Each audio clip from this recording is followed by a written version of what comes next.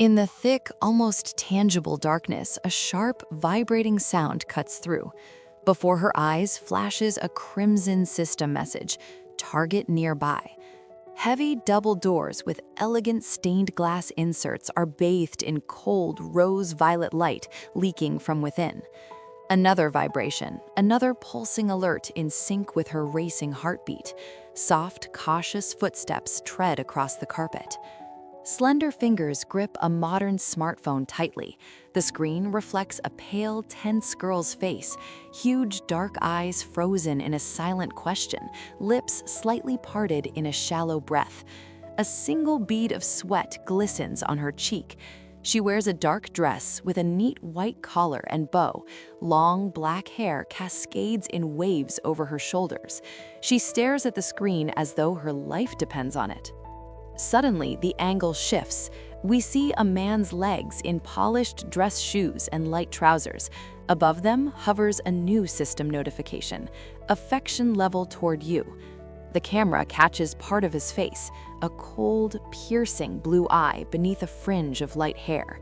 A harsh, unpleasant grinding noise rings out. The space explodes with blinding white light and a swirling storm of pink rose petals. System windows flash one after another. "Good day, dear player. Welcome to the world created especially for you."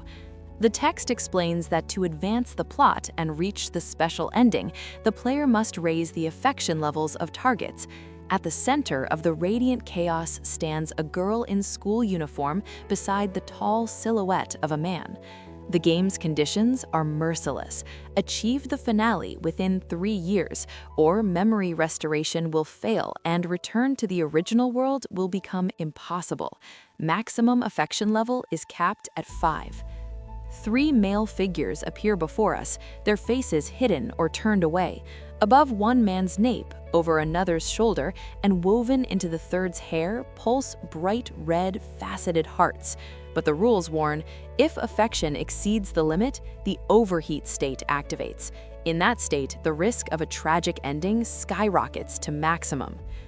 The scene cuts sharply to a grand hall, a lavish wedding, an altar, rows of guests. The bride, in a magnificent white gown with a long train, walks toward the groom, but beneath the wedding dress hides a secret. Close up, white lace gloves clench the grip of a heavy black pistol. A sharp whistle. The bride raises the weapon, aiming straight at the camera. Her gaze burns with determination and icy fury. The veil billows in the wind, while rose petals whirl around the barrel. The words "Start Game" blaze across the screen, marking the beginning of the story. The quiet, measured life of the Huxley estate began to change. Above the treetops rises the majestic castle with turquoise domes and spires.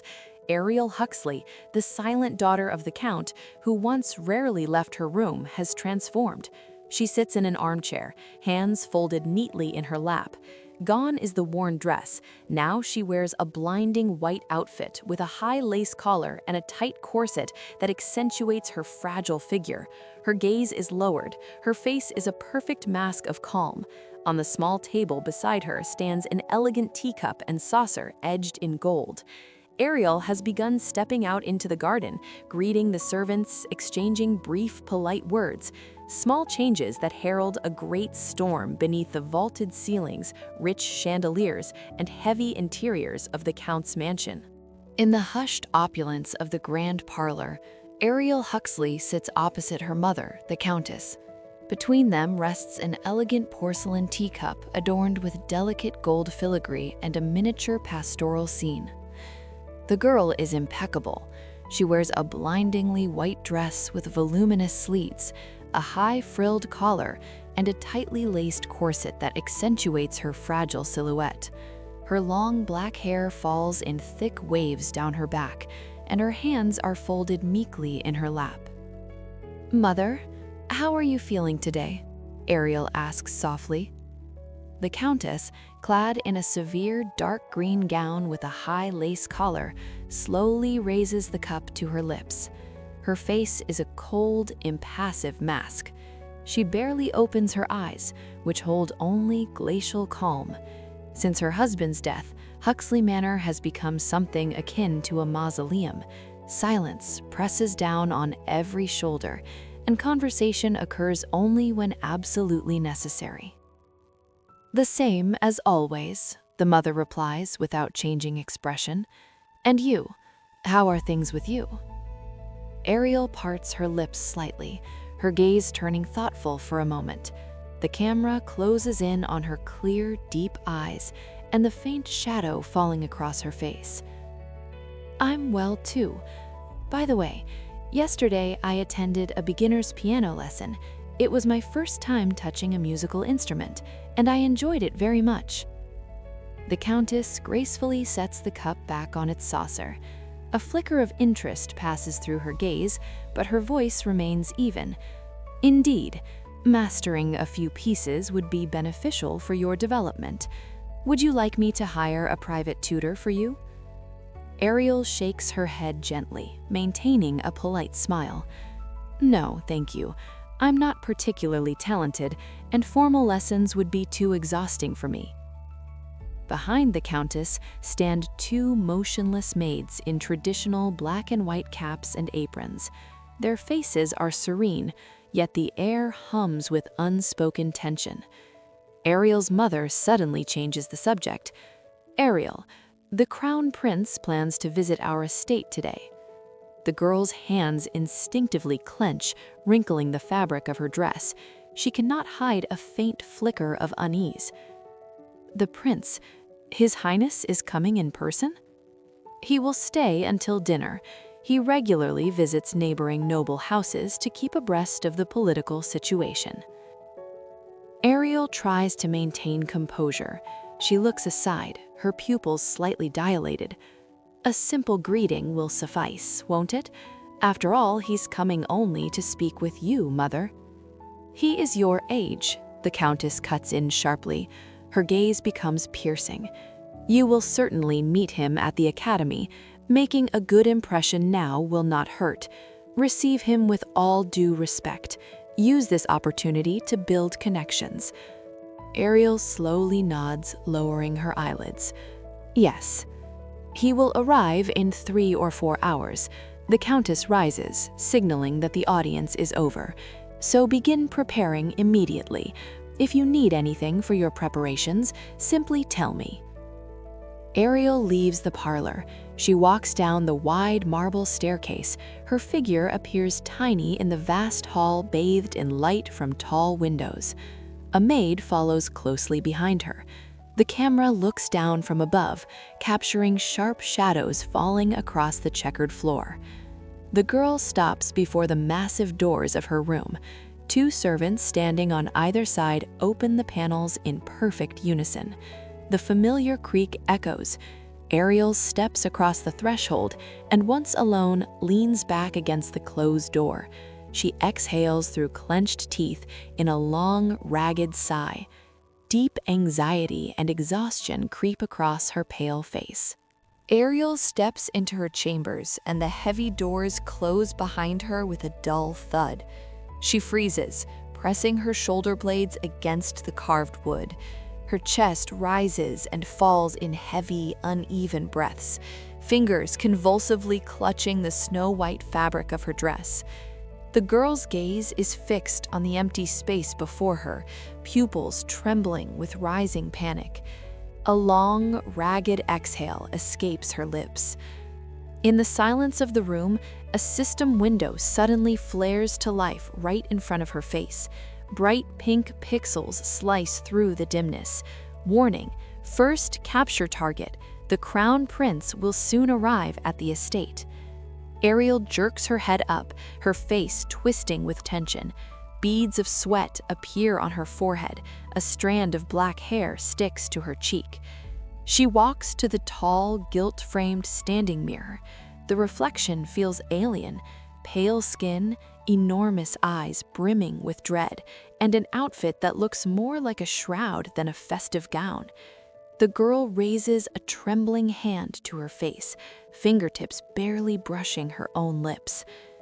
"The prince," the whisper slips from her mouth, so faint it is almost inaudible. In the corner of her vision, a red notification pulses again, reminding her of the game's rules. Affection level, 0%. Ariel lowers her gaze to her hands. The image of a black pistol from the vision resurfaces in her mind, along with the chilling whistle of a flying bullet. She understands that every word, every gesture during her meeting with this man could cost her life. The girl spins sharply and strides to the window.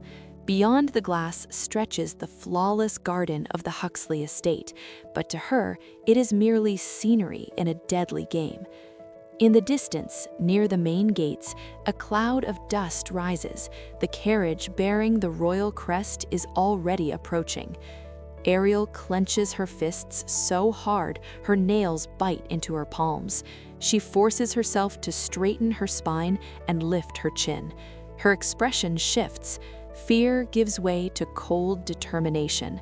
She draws a deep breath, steadying her frantic heartbeat. A soft, cautious knock sounds at the door. "My Lady Ariel, His Highness has arrived. You are expected in the main hall." Ariel casts one final glance at the system window, which slowly dissolves into the air, leaving behind only the words, "Prepare yourself. The event is beginning." She takes a step forward. The train of her white dress rustles across the carpet like a warning whisper. The heavy doors of her chambers slam shut with a dull, final thud. Ariel remains in complete silence, her back pressed against the carved wood. Her face twists in a grimace of deep despair, eyes wide open, cold sweat beading and trickling down her forehead. She lets out a sharp, convulsive exhale. Suddenly, a bright pink system window slices through the space in front of her. The text pulses mockingly. "Warning, first capture target. The Crown Prince will soon arrive at the estate." Ariel freezes, her gaze locked on those words. She raises a trembling hand to her lips, as if trying to stifle a scream or nausea. "The Crown Prince," she whispers. The game interface flickers before her eyes. Close up, the affection gauge frozen at a blood-chilling 0. Affection level, 0%. In an instant, the vision floods back, herself in a wedding gown, fingers clenched around the cold metal of a pistol, the whistle of a bullet. The crushing realization that any misstep during this encounter with him will lead straight to the ending she has already seen. Ariel walks to the tall mirror. She stares at her reflection, the flawless white dress, perfect hairstyle, but in her eyes burns the primal terror of a cornered animal. She understands that this is not merely a courtesy visit. This is the beginning of her fight for survival. She spins sharply toward the window. In the distance, beyond the manicured gardens of the Huxley estate, a luxurious carriage races along the road, kicking up clouds of dust. The golden royal crest on the door glints under the sunlight, an omen of the inevitable.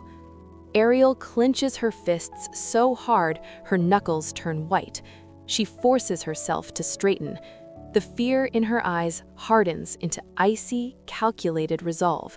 She slowly adjusts her corset and draws a deep breath, stilling the tremor in her body.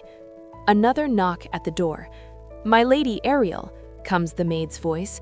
"His Highness is entering the courtyard. The Countess requests your presence downstairs." The system window in front of her shifts to an alarming red. Event: first meeting.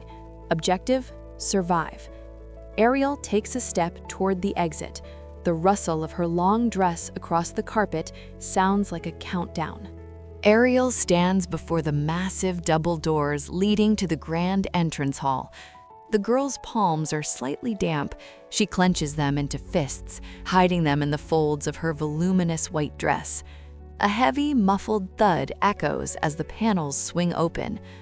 Before her stretches an endless corridor, bathed in golden light pouring through enormous arched windows. At the far end, at the foot of the grand staircase, a tall male figure stands motionless. The crown prince has his back to the light, his silhouette a dark monolith against the gleaming marble. His military uniform with gold epaulets is perfectly tailored to his frame. The long cloak barely brushes the floor. Ariel takes her first step. The click of her heels reverberates through the silence. With every movement, semi-transparent system symbols begin to materialize in the air before her. Above the prince's head, like a crown, a bright red crystalline heart ignites. It pulses slowly, steadily, but inside it lies only emptiness. The prince slowly turns. His light, almost platinum hair shimmers in the sunlight, one eye hidden beneath his fringe.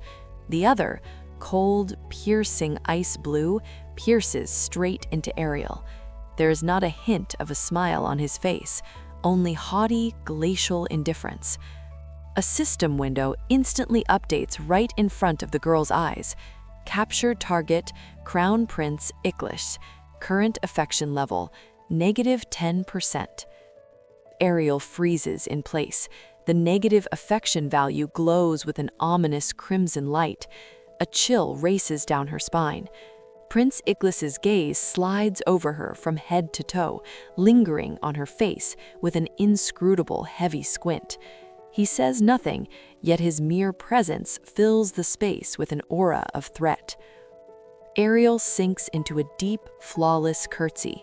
Her head is bowed, neck bared, eyes fixed on the floor. She sees only the prince's mirror-polished black boots slowly approaching her.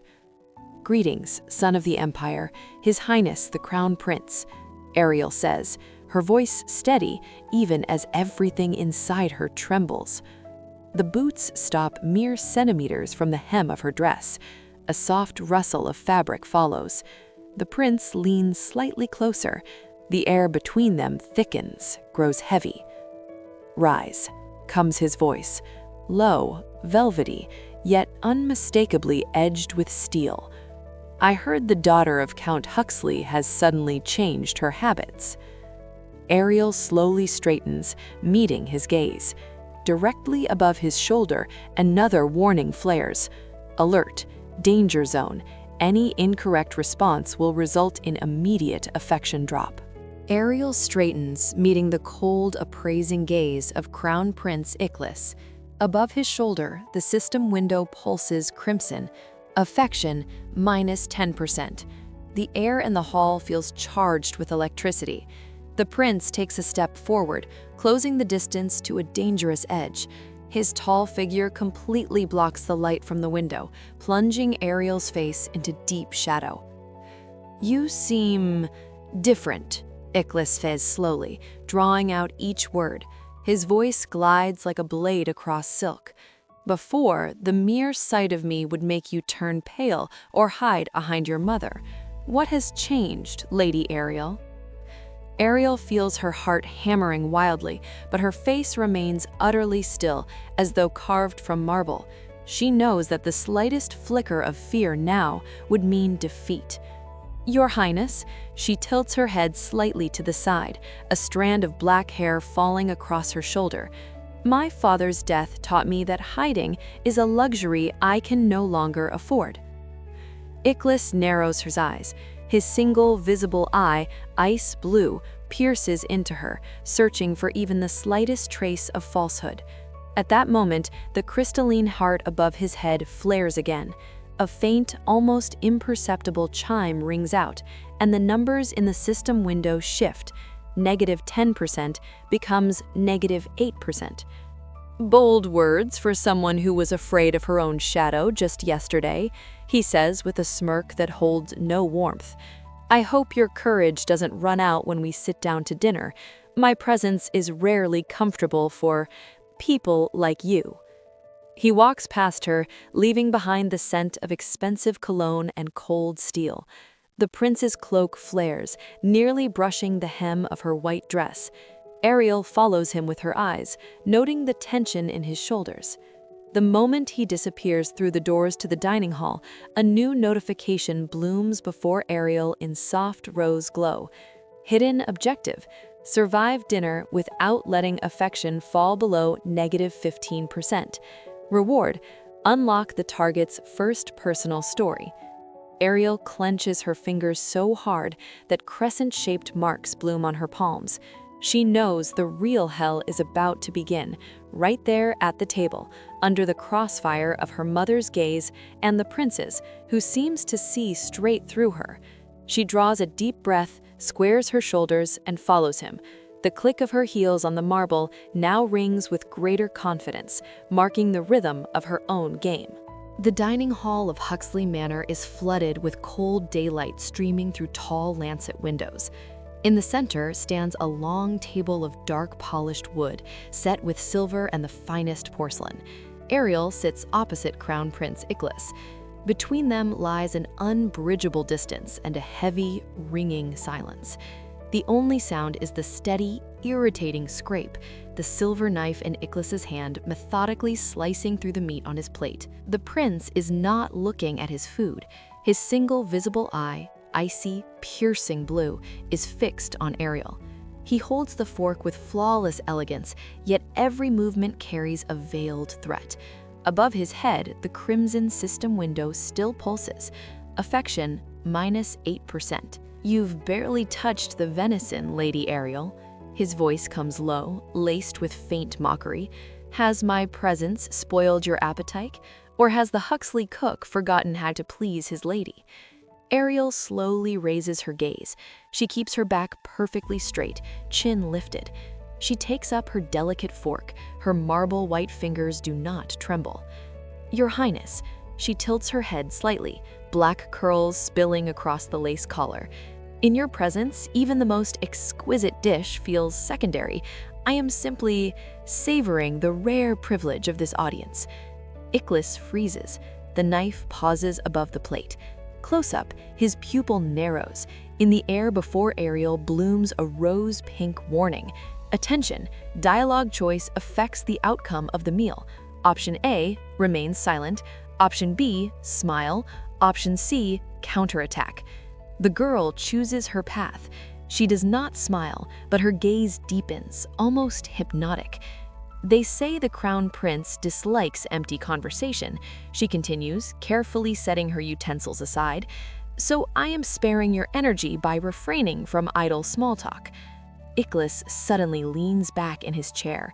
His cloak rustles against the upholstery. He rests his elbows on the table, long fingers interlaced, and stares at her as though seeing her for the first time.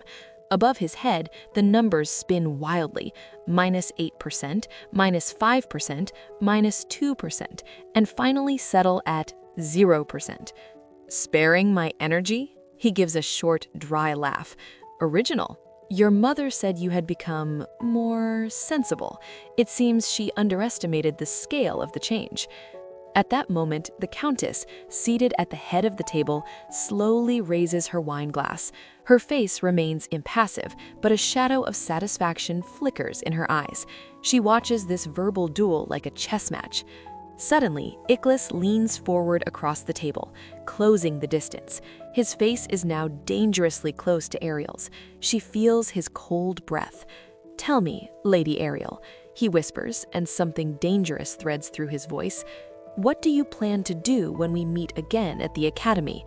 There will be no mother there to shield you from my attention.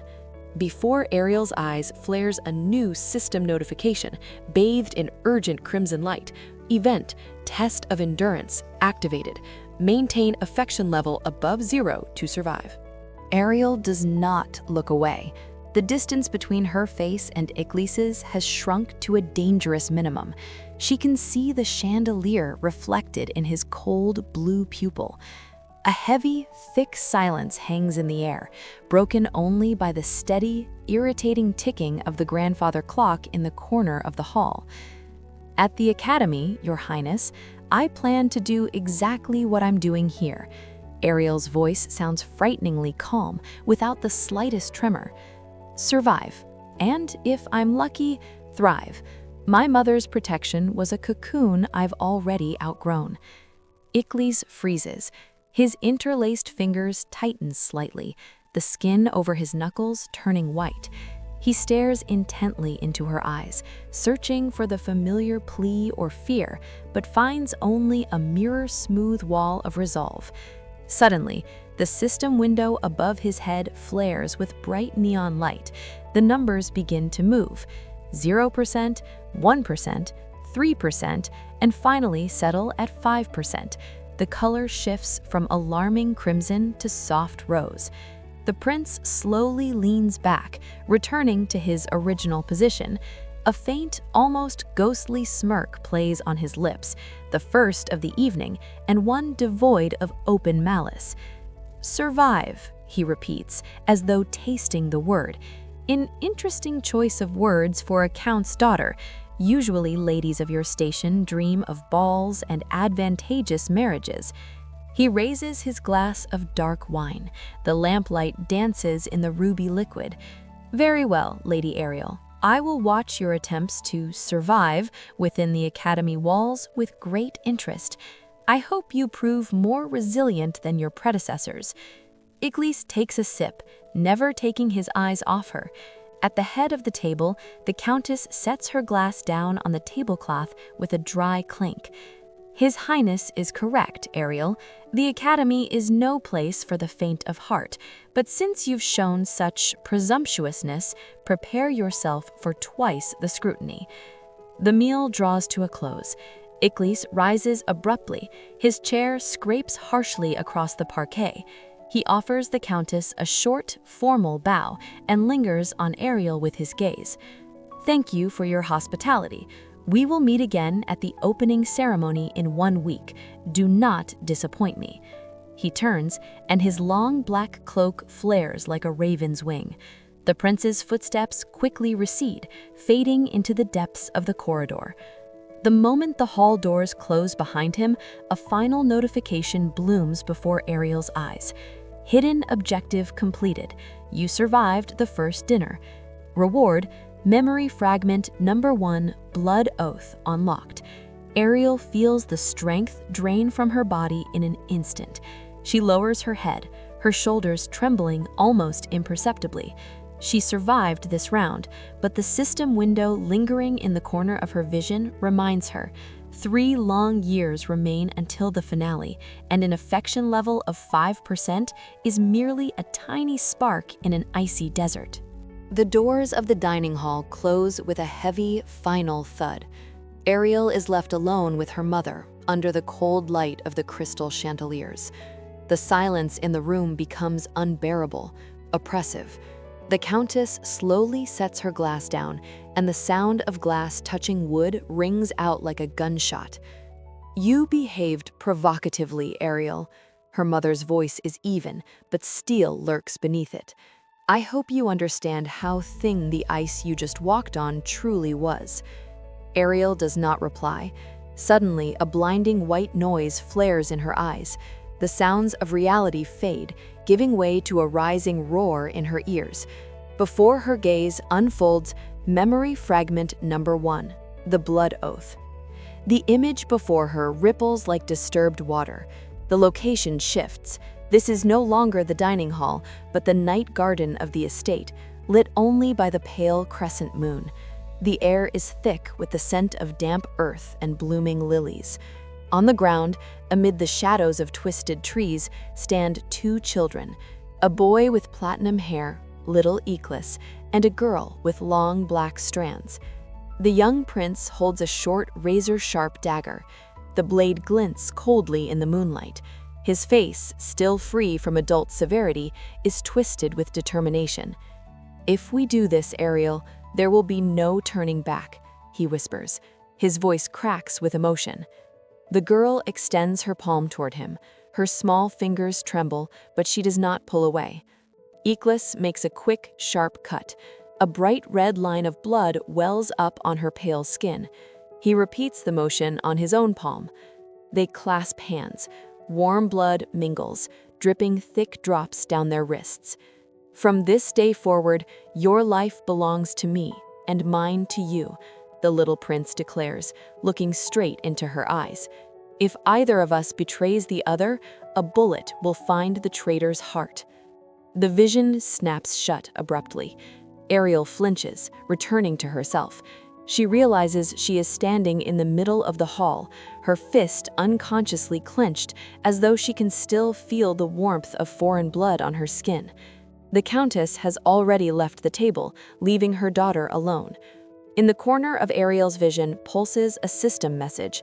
Attention, memory fragment confirmed, passive skill acquired, blood intuition, chance to anticipate a target's dangerous action increased by 10%.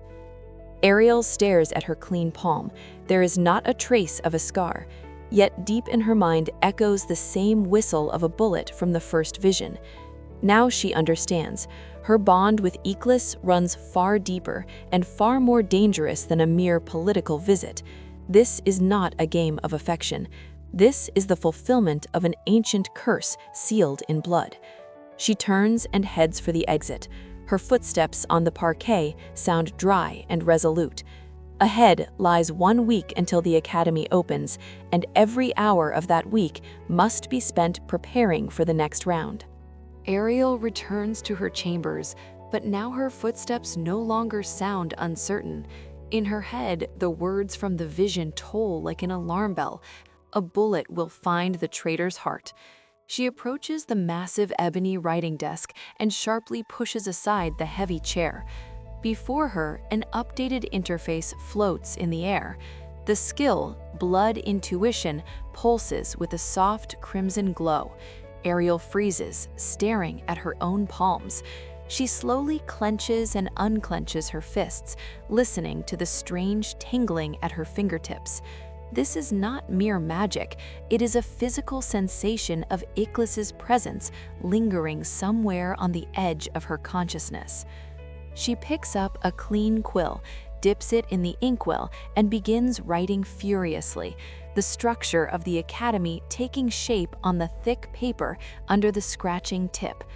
3 years, she whispers, and her voice in the empty room sounds foreign to her own ears.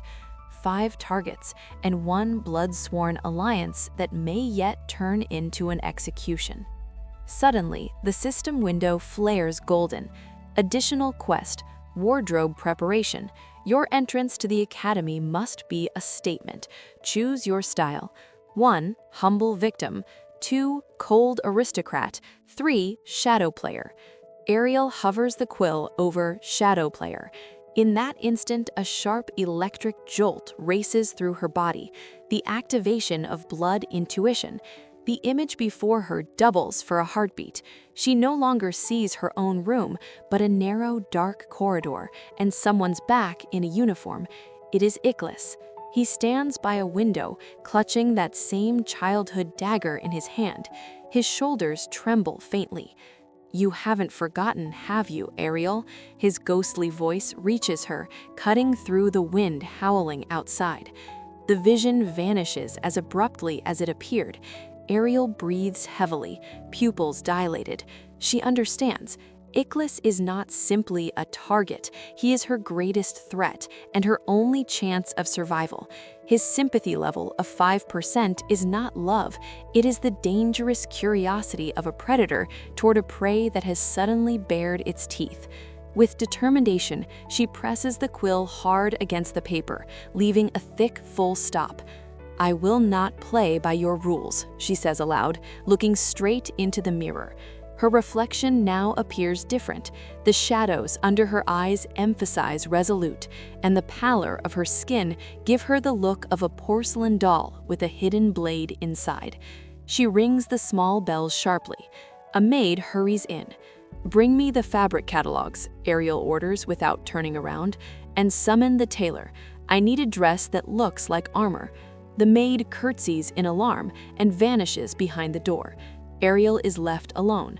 She knows the next meeting with the prince will take place at the ball held to mark the opening of the academy, and there the cost of a single mistake will be immeasurably higher. The chief tailor of the estate enters Ariel's room, rustling with heavy bundles of fabric. He is a short man with thin, perpetually trembling fingers and a bundle of measuring tapes draped around his neck. Behind him, 2 assistants carry in a mannequin draped in plain gray linen. The dry sound of an unrolled bolt of silk fills the air. Ariel stands motionless on a low platform in the center of the room, like a statue. The tailor circles her slowly, holding swatches of fabric against her shoulder. Soft sky blue, creamy ivory, shimmering gold.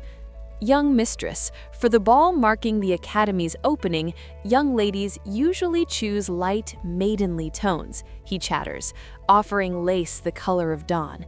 It would emphasize your purity and… No, Ariel cuts him off in an icy tone. Her gaze is fixed on the bolt of dense black atlas, the color of a raven's wing, and the deep emerald velvet lying in the corner. I don't need purity, I need presence. She points to the black atlas. The tailor pales, his lip quivers faintly. But mistress, black? At the first year's ball? That would be mourning or a challenge. Precisely. Ariel steps down from the platform. Her shadow falls across the tailor's sketches. Make the corset rigid, like a cuirass. No unnecessary bows. Only sharp lines and silver embroidery along the hem. It should resemble barbed wire or thorns. At that moment, a system window floats into the air to confirm the choice. Style, shadow player selected. Charisma +5, stealth +10. Attention from the crown prince increased. The tailor begins taking measurements. The cold metal tape wraps around Ariel's waist. She feels her ribcage compress, but she gives no sign of discomfort. Suddenly, blood intuition activates. A pulse throbs in her temples, and for an instant another character's interface flickers before her eyes. It is not Iklis. The window reads, Second capture target, head of the Knightly Order, Reinhardt, status, observing. Ariel jerks her head toward the window. Below, on the estate's training grounds, she sees a male silhouette in heavy armor. The knight stands motionless, leaning on a two-handed sword. His face is hidden behind the visor of his helm, but Ariel physically feels his gaze fixed directly on her windows. "Who is that down there?" she asks, pointing at the warrior. The tailor peers out the window and recoils in fright. "Oh, that is Sir Reinhardt. He arrived with the Crown Prince's escort. They say he has not lost a single duel in the last 10 years. They call him the Crown's chain dog." Ariel narrows her eyes. Above the knight's head, in her vision, an empty gray heart lights up. Sympathy, 0%. Unlike Iklis, this man radiates no rage, only the chill of a grave. "So another player has entered the board," Ariel murmurs quietly. She returns to the platform and straightens her shoulders. The tailor pins a needle at her shoulder. The sharp point accidentally pricks her skin, and a tiny drop of blood blooms on the white collar. The system reacts instantly. "Alert! Your blood has attracted the attention of the chain dog. Event First Contact now available." Ariel licks her dry lips. She understands that the ball at the academy will not be merely a debut, it will be a battlefield where she must juggle the interests of the two most dangerous men in the Empire at the same time. Ariel sharply pushes the tailor's hand away. The drop of blood on her collar gleams like a tiny ruby against fresh snow. She feels no pain, only a strange, vibrating warmth radiating from the system window labeled First Contact. "That's enough for today," she snaps at the stunned craftsman. "Leave the sketches and get out." The moment the door clicks shut behind the servants, Ariel strides to the window. She flings the heavy casements wide open, and a sharp, cold gust rushes into the room, billowing the curtains like sails. Below, on the gravel-strewn training yard, Sir Reinhardt slowly lifts his head. His helmet catches the setting sun, blinding Ariel with a flash of steel. He does not move, yet the girl feels blood intuition screaming danger in her mind.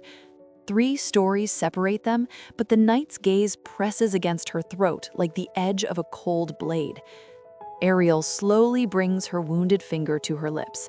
She stares straight at the knight without blinking. This is a challenge. Above Reinhardt's head, the gray heart begins to fill with a heavy, leaden hue. Sympathy, 1%. Status, intrigued. Suddenly, the knight drives his two-handed sword into the ground and raises a fist to his chest in a brief, almost brusque salute. Then he turns and strides away, toward the shadow of the barracks, boots ringing sharply on the stones. Ariel steps back from the window. Her breathing comes in short bursts. She pulls up Reinhardt's character menu. Description: loyal hound of the imperial family, devoid of emotion, obeys orders alone. Weakness: unknown. If he's here, that means Iklis doesn't trust me for a single second.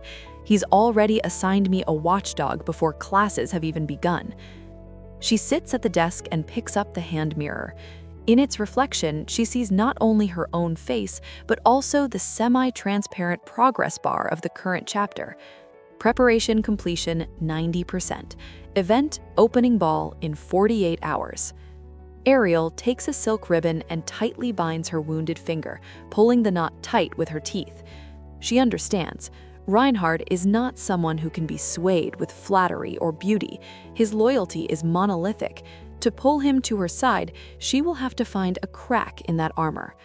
In the corner of the room, a candle gutters out. Wax slowly drips down the candlestick. Ariel pinches the flame between her fingers, plunging the chambers into thick twilight. She is ready. Now her wardrobe is armor, her words are poison, and her memories are the only weapon in a world where every person she meets secretly dreams of witnessing her end. Before the doors of the academy swing open, the Huxley estate sinks into the feverish hush of final preparations. Ariel stands in the center of her dressing room, surrounded by mirrors that multiply her reflection endlessly. The tailor, hands trembling, drapes the finished gown over her shoulders. The fabric, the color of a raven's wing, devours the light, while the silver embroidery flashes with every movement like streaks of lightning. The corset is laced to its limit. Ariel draws a sharp breath. The rigid frame compresses her ribs. She feels her spine straighten, turning into a steel rod. Perfect, she whispers to her reflection. Above the mirror floats the final system notification of Chapter 3. Equipment: Shadow Player's armor equipped. Resistance to mental pressure plus 15%. Alert: your aura has changed. Suddenly, there is a short, military knock at the door. It is not a maid. The sound is heavy, forged. Ariel turns. The door opens a crack, and a tall figure in a black and gold uniform fills the threshold. It is not Iklis, it is Sir Reinhardt, helmet removed.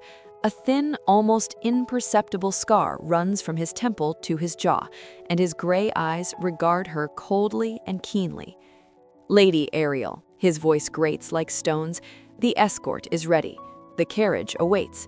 His Highness the Crown Prince expects you at the main gates." He steps into the room, and the thud of his heavy boots sends the tailor shrinking fearfully into the corner. Reinhardt stops 2 paces from Ariel. His gaze slowly travels over her black gown, lingering on the silver thorn embroidery along the hem. Above his head, the gray heart reappears, and inside it, a faint crimson glow begins to kindle. Sympathy, 3%. Status, puzzled. Black. Reinhardt lifts one brow almost imperceptibly. A bold choice for someone attending a celebration. Or are you on your way to someone's funeral, my lady? Ariel slowly draws on a long black glove, smoothing the fabric over her wrist. She steps close to the knight, so close she can smell the metal and leather of his armor. "That depends on how this evening unfolds, Sir Reinhardt," she says, a faint smile touching only the corners of her lips. The knight freezes for a moment. His hand instinctively settles on the hilt of his sword. It is not a threat. It is the reflex of a warrior who has met a worthy opponent. He takes half a step back and makes an inviting gesture toward the door. "In that case, do not keep His Highness waiting. The journey to the academy will take all night." They leave the room. Ariel walks ahead. The train of her gown sweeps the marble floor with a dry rustle. Behind her follows Reinhardt, a massive shadow from which there is no escape. At the grand entrance stands a black carriage bearing the Huxley crest. The horses paw the gravel. Clouds of steam rise from their nostrils. On the carriage step, leaning on a cane topped with a skull pommel, stands Crown Prince Iklis. His gaze, laden with unconcealed sarcasm, meets Ariel's. "You are 5 minutes late," he remarks coldly, but the words die on his lips as he takes in her attire. Above his head, the system window glitches. Pixels tremble and resolve into a new value. Sympathy, 7%. Event, path to the origins, has begun. Ariel extends her hand to him. When their fingers touch through the glove, a powerful surge of blood intuition races through her. Before her eyes flashes a map of the academy where 5 points burn with ominous scarlet flame. "Let's go," she orders curtly. The carriage door slams shut. The wheels begin to turn, carrying them away from the safety of home and towards the ball that will decide everything.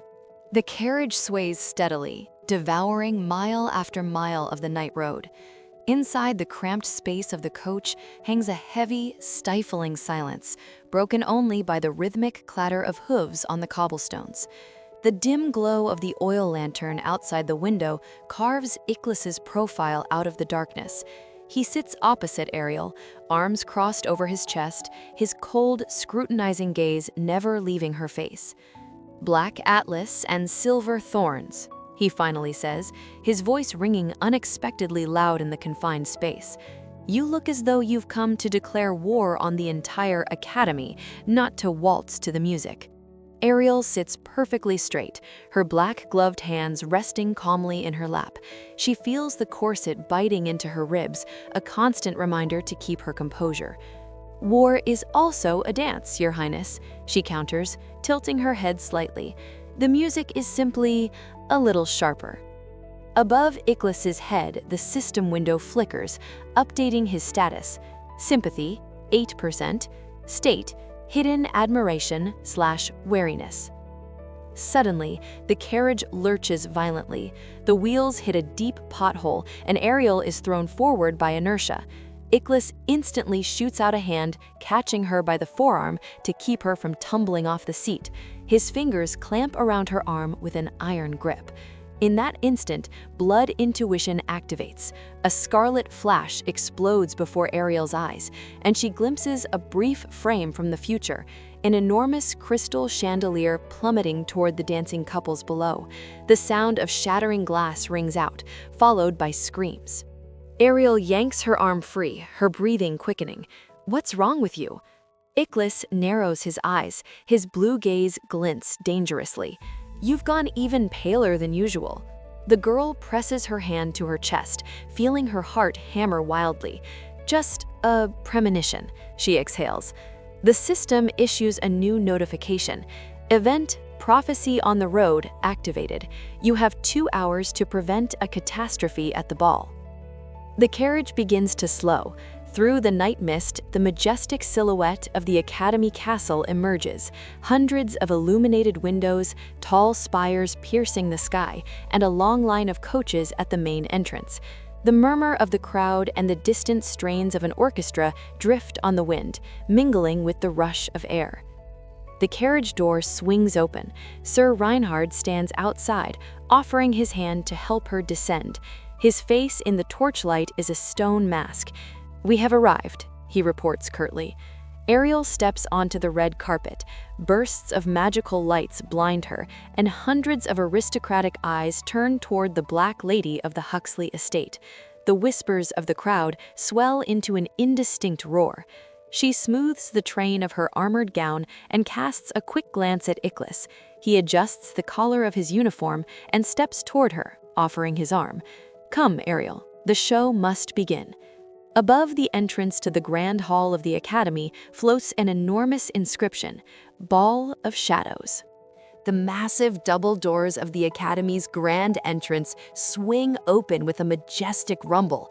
A flood of golden light, warmth, and the scent of expensive perfumes crashes over Ariel. The enormous ballroom dazzles. Thousands of candles in crystal chandeliers tremble, their reflections dancing across the mirror-polished parquet. On the balcony above, the orchestra lifts the first high, soaring note of violins. Ariel takes her first step into the hall on Iklis's arm. The train of her black satin gown hisses across the marble like a serpent's scales. Hundreds of conversations die instantly. Aristocrats in light, pastel attire part before them, forming a living corridor. "Look at her dress," a venomous whisper slithers through the crowd. "Is she in mourning for her own reputation?" Iklis ignores the murmurs. His chin is lifted high, and his grip on Ariel's elbow turns possessive. But the girl's gaze is not on the guests. She looks upward. The enormous central chandelier, several tons of crystal and flame, sways gently beneath the ceiling. The chains give the faintest, almost imperceptible creak. Her blood intuition skill begins to throb in her temples with unbearable heat. In the corner of the hall, half hidden in the shadow of a massive column, stands a figure that does not belong to the celebration. A young man in an emerald coat, tousled copper hair falling across his forehead. He is not dancing. He holds a small hourglass and watches intently as the last grain of sand falls. Above his head ignites a system window in vivid green. Third capture target, genius outcast alchemist Sebastian. Status, observing the experiment. Affection, 0%. Sebastian shifts his gaze from the hourglass to the chandelier, then directly to Ariel. His eyes widen behind the thin lenses of his glasses. With a sharp flick of his wrist, he tosses a tiny glass vial into the air. "Your Highness, back!" Ariel cries out, her voice cracking. She yanks Iklis by the sleeve of his uniform, dragging him toward the nearest arch. In the same instant, a deafening screech of tearing metal rings out. One of the chandelier's chains snaps, and the gigantic construction of crystal and flame lurches violently to one side. The hall erupts in screams of terror. Panic sweeps the crowd. People shove and stumble over one another. The chandelier hangs frozen, held only by a single remaining chain, straining like a taut violin string. Iklis pulls Ariel against him, shielding her with his cloak. His heart hammers against her shoulder blades, fast, hard. "How did you know?" he growls directly into her ear. Above the prince's head, the affection numbers spin frantically. 8%, 12%, 15%. Status, shocked/protective instinct. Through the chaos, Ariel locks eyes with Sebastian. He stands perfectly still amid the fleeing crowd. He adjusts his glasses and slowly raises a finger to his lips, signaling silence. Dangerous, scientific curiosity burns in his gaze. The system issues a critical alert. Event, fall of crystal not prevented but altered. You saved the crown prince. Bonus, early encounter with third target. The final chain above them lets out one last dying groan. The last link in the chain snaps with a deafening clang. The gigantic chandelier, glittering with 1,000 crystal facets, plummets downward. Air whistles, torn apart by tons of falling glass. Ariel reacts instantly. She plants both palms against Iklis's chest and shoves him backward with a force no fragile girl should possess, driving him deep into the shelter of the arched passage. She herself is flung in the opposite direction, the soles of her shoes skidding across the flawless parquet. The hall shudders. A crystalline explosion sends up a cloud of dust and glass shards. Fragments scatter in a deadly fan, embedding themselves in columns and floorboards. One sliver passes within a millimeter of Ariel's cheek, slicing away a lock of her black hair. The roar gives way to an eerie, ringing silence, broken only by the soft patter of tiny falling crystals. Iklis stands frozen in the shadow of the arch. His face is pale, breathing uneven.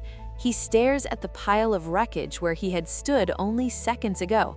His gaze snaps to Ariel, who is leaning against the cold marble wall, breathing hard. Above the prince's head, the system window pulses gold. Affection, 18%. Status, obsessed with questions. But Ariel's attention is seized.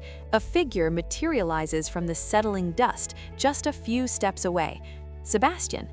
His emerald coat is dusted with fine plaster, yet he appears utterly calm. He approaches Ariel, ignoring the shouts of the guards and the chaos around them. Remarkable timing. His voice is soft, with a faint rasp. According to my calculations, the chandelier should have fallen 3 seconds later. Did you accelerate time, or do you simply feel the rhythm of catastrophe? He extends a hand. Between his fingers, he holds the same glass vial he had been tossing earlier. Inside swirls a viscous purple liquid. You have a scratch on your shoulder, milady.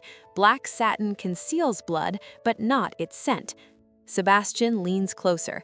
His glasses glint, hiding his eyes. In the air before Ariel blooms a new notification. Blood intuition. Danger. Third target is using truth pheromones. Ariel feels a sweet, dizzying fragrance begin to envelop her mind. The world around her blurs. She sees Iklis already stepping out of the shadows, his hand closing around the hilt of his rapier. He clearly has no intention of sharing his rescue with some alchemist. "Who are you?" Ariel asks coldly, trying not to inhale the scent. Sebastian smiles, and at the corners of his lips flickers the madness of a true scientist. "I am the one who knows you are not who you pretend to be. Lady Ariel Huxley was mediocre. You are an anomaly." Above his head, the gray heart suddenly flares a poisonous green.